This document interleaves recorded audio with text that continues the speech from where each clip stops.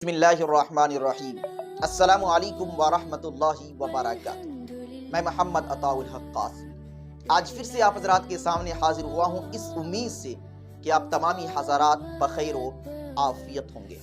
دوستو، سونے چاندی، مال تجارت اور پیسوں میں زکوٰۃ کب واجب ہوتی ہے اور ان چیزوں سے زکوٰۃ کس طریقے سے نکالی جاتی ہے، یہ ایک الگ موضوع ہے، یہ ایک الگ عنوان ہے، یہ ایک الگ ٹاپک ہے، اور اس پر ایک تفصیلی ویڈیو پہلے سے ہی میں یوٹیوب پر اپلوڈ کر چکا ہوں۔ اگر آپ دیکھنا چاہتے ہیں تو ڈسکرپشن میں لنک موجود ہے، کلک کر کے آپ دیکھ سکتے ہیں۔ لیکن سوال یہ ہوتا ہے کہ جو چیزیں زمین سے نکلتی ہیں، غلے، فصلیں، دھان، گیہوں، مکئی، مسور وغیرہ، تو ان چیزوں پر زکوٰۃ کب واجب ہوتی ہے اور ان چیزوں سے زکوٰۃ کس طریقے سے نکالی جاتی ہے، آج کی اس ویڈیو میں ہم یہی سمجھنے کی کوشش کریں گے۔ دوستو، آپ کو پتا ہے کہ اگر کسی شخص کے پاس 52.5 تولہ چاندی کے بقدر پیسے ہوں تو اس پر زکوٰۃ واجب ہے، لیکن کیا آپ کو پتا ہے کہ کسی شخص کے پاس کتنی مقدار میں دھان ہو، کتنی مقدار میں گیہوں ہو، کتنی مقدار میں مسور اور مکئی ہو تو اس پر زکوٰۃ واجب ہوگی؟ نہیں نا؟ تو اس ویڈیو میں اس کا جواب ملنے والا ہے۔ آپ کو یہ بھی پتا ہے کہ اگر کسی شخص کے پاس 100 روپے ہیں تو 100 روپے میں 2.5 روپے زکوٰۃ نکالنی، لیکن کیا آپ کو پتا ہے کہ اگر کسی شخص کے پاس دھان ہے، گیہوں ہے، مسور ہے تو پھر ان چیزوں میں سے زکوٰۃ کتنی نکالیں گے؟ نہیں پتا؟ تو اس ویڈیو کے اندر اس کا بھی جواب ملنے والا ہے۔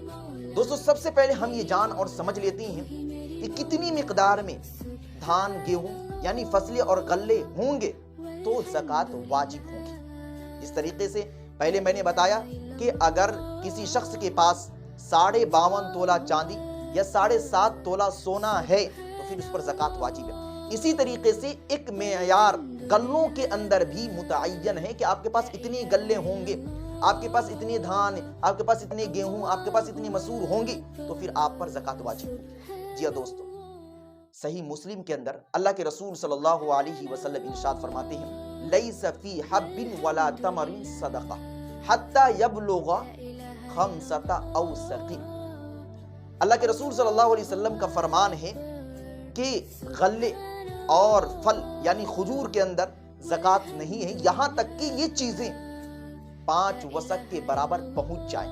یعنی اگر آپ کے پاس دھان 5 وسق ہے، گیہوں 5 وسق ہیں، مسور 5 وسق ہیں، مکئی 5 وسق ہیں تو پھر اس صورت میں آپ پر زکوٰۃ واجب ہے، اور اگر اس سے کم ہے تو پھر غلوں پر زکوٰۃ واجب نہیں۔ اب سوال یہ ہوتا ہے کہ یہ وسق کیا چیز ہے؟ اس کو سمجھنا بہت ضروری ہے، جب تک سمجھیں گے نہیں آپ کو پتہ ہی نہیں چلے گا کہ کتنے کوئنٹل دھان پر زکوٰۃ واجب ہوگی۔ دیکھیے، وسق ایک ناپنے اور تولنے کا آلہ ہے۔ اس طریقے سے ہمارے یہاں کلو ہوتا ہے، اسی طریقے سے اہل عرب کے یہاں ایک وسق ہے، اور ایک وسق 60 سا کے برابر ہوتا ہے، 60 سا، اور ایک سا 2.5 کلو کے برابر ہوتا ہے۔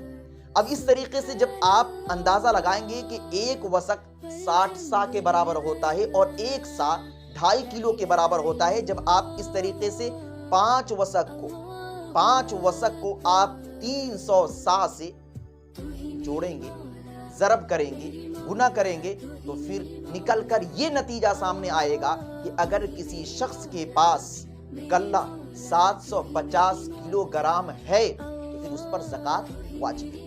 ایک بار اور سن لیجئے، اگر کسی شخص کے پاس غلہ 750 کلو گرام ہے تو اس پر زکوٰۃ واجب ہے، اگر اس سے کم ہے تو اس پر زکوٰۃ واجب نہیں ہے۔ یہ مسئلہ تو کلیئر ہو گیا کہ کتنی مقدار میں غلہ ہے تو زکوٰۃ واجب ہے۔ اب سمجھنا یہ ہے کہ ہم فصلوں سے زکوٰۃ کس طریقے سے نکالیں گے، کتنی مقدار میں نکالیں گے، کس طریقے سے حساب لگائیں گے۔ آپ کو تو یہ پتا ہے کہ اگر کسی کے پاس 100 روپے ہیں تو اس میں سے 2.5 روپے نکالیے، یعنی زکوٰۃ 2.5% نکلتی ہے، یہ تو آپ کو پتا ہے۔ لیکن غلوں کے اندر، فصلوں کے اندر مسئلہ کچھ الگ ہے، اس کو اس پر قیاس نہ کیا جائے۔ اب اس کو سمجھ لیجئے، اللہ کے رسول صلی اللہ علیہ وسلم کی حدیث ہے ترمذی شریف کے اندر کہ وہ کھیتیاں کہ جن کھیتیوں کو بارش نے آباد کیا ہو، جن کھیتیوں کو بارش کے پانی نے آباد کیا ہو، یعنی آپ اپنے پیسے لگا کر پانی خرید کر ان کھیتیوں کو آباد نہ کیے ہوں تو پھر ایسی صورت میں اس زمین سے جو فصلیں نکلیں گی، جو غلے نکلیں گے، ان غلوں پر زکوٰۃ نصف عشر ہے، نصف عشر یعنی مال کا 20واں حصہ، مال کا 20واں حصہ۔ اس کو ایک بار اور سمجھ لیجئے کہ اگر آپ نے کوئی چیز زمین میں ڈالی، دھان مثال لے لیجئے، دھان کو آپ ڈال نہیں ہیں، آباد کر رہے ہیں، لیکن دھان کو آباد کرتے ہوئے آپ الگ سے پانی اس میں نہیں ڈال رہے، بلکہ بارش کے پانی سے وہ دھان آباد ہو گیا، تو ایسی صورت میں جو بھی دھان نکلے گا اس دھان میں 20% زکوٰۃ کے لیے آپ کو نکالنی پڑے گی، یعنی 20واں حصہ، جس کو نصف عشر کہا گیا ہے۔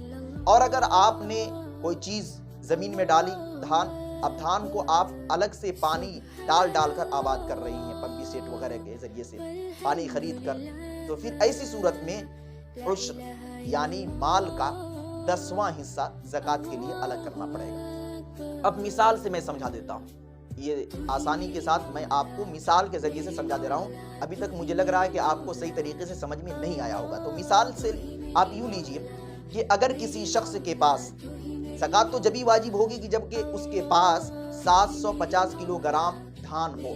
میں 1 کنٹل کی مثال دے رہا ہوں، 1 کنٹل کا حساب دے کر آپ کو بتا رہا ہوں، پھر اسی حساب سے آپ حساب لگا کر آپ اپنی زکوٰۃ، آپ اپنا عشر نکال سکتے ہیں۔ اگر آپ کے پاس 1 کنٹل یعنی 100 کلو دھان ہے تو پھر اس 100 کلو دھان میں آپ یہ دیکھیں کہ یہ دھان آباد کس طریقے سے ہوا۔ اگر بارش کے پانی سے آباد ہوا ہے تو پھر آپ کو 100 کلو دھان میں سے آپ کو 10 کلو دھان زکوٰۃ کے لیے نکالنا پڑے گا، یعنی نصف عشر 20واں حصہ، اگر بارش کے پانی سے وہ کھیت آباد ہوا ہے تو۔ اور اگر بارش کے پانی سے وہ کھیت آباد نہیں ہوا ہے، آپ نے اپنے پانی ڈال کر، پانی خرید کر یا پمپی سیٹ کے ذریعے سے آباد کیا ہے، تو پھر ایسی صورت میں 100 کلو دھان پر بس 5 کلو دھان کی زکوٰۃ واجب ہوتی ہے۔ یہ مثال کے ذریعے سے اسی طریقے سے اور بھی جو فصلیں ہیں، جو غلے ہیں، ان میں آپ اسی طریقے سے اندازہ لگا سکتے ہیں۔ اگر پھر بھی آپ کو سمجھ میں نہیں آیا ہے تو کمنٹ میں آپ لکھ سکتے ہیں، اور میرا نمبر بھی ہے، آپ نمبر پہ کال کر سکتے ہیں، لیکن سمجھنے کے ارادے سے، پریشان کرنے کے ارادے سے نہیں۔ دعا کیجیے اللہ رب العزت ہم سبوں کو دین کی صحیح سمجھ عطا فرمائے۔ السلام علیکم ورحمۃ اللہ۔